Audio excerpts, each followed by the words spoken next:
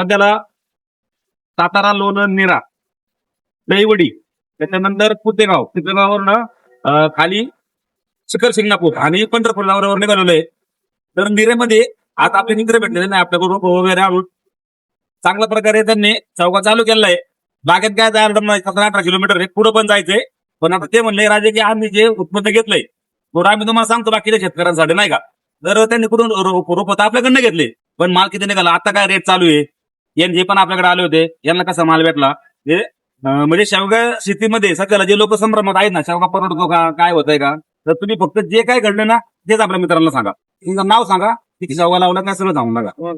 थोडं जवळ आहे. हा जवळ आहे. मी शुभम भीमराव गायकवाड, बारामती तालुक्यात वाकी गाव आहे. मी 1 एकर शेवगा लावलाय, सरांकडून झाडं दिलेत, 500 झाडं नेली होती आणि खूप चांगल्या प्रकारे रेट पण मिळतोय आणि खूप चांगलं फळ लागलं. म्हणजे सरांनी जी क्वालिटी दिली त्यापेक्षा आणखीन चांगली क्वालिटी माझ्या रानामध्ये आलेली आहे. सरांनी स्वतः व्हिजिट केले, मार्गदर्शन केले. म्हणजे शेवगा शेतीसाठी जसा सरांनी शब्द वापरला आता की संभ्रमच मनातून काढून टाका. मी स्वतः आता जवळजवळ तुम्हाला सांगतो 200-300 किलो माल रोजचा मी डेली देतोय. 2 दिवस आड मला 200-300-500 किलो माल गावतोय आणि चांगले पैसे उत्पन्न त्यातून तयार झालेलं आहे मला. म्हणजे तुम्ही संभ्रम फक्त मनातून काढून टाका. शेवग्यामध्ये खूप चांगल्या प्रकारे मार्जिन आहे आणि भविष्य शेवग्या. अरे बोल लादू नको, जवळ घे. यांनी पण लावलेलं मित्रांनो.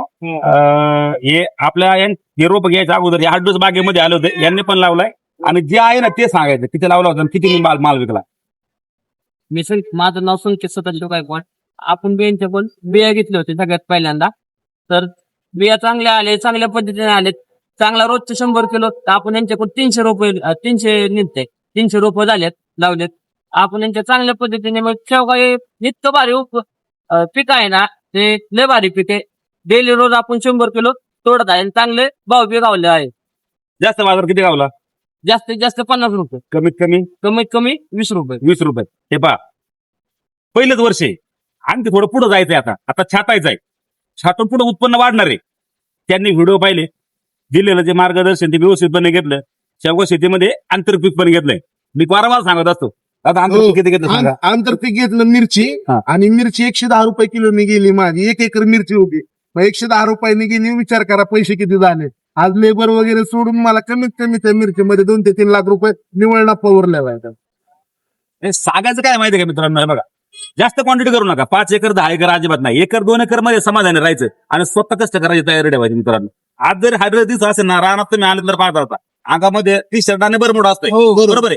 काम केल्याशिवाय पर्याय नाहीये. आणि पोटाला लागतंय किती हो माणसाला, फक्त आहे ना माणसाची हाव थोडी थांबली ना ती माणूस समाधानी होते. बरोबर. कोणत्याही पीक घ्या, काही असं नाही निघून तुम्ही शेवगा सोडल्यानंतर तुम्ही डाळिंब घ्या, बाकी पेरू घ्या, सीताफळ घ्या, कोणती पिकं घ्या, फक्त त्याच्या खोलवर जाऊन अभ्यास करा आणि ते तुमचे मार्गदर्शक ते तुम्हाला सांगतात ते फक्त फॉलो करायचा प्रयत्न करा.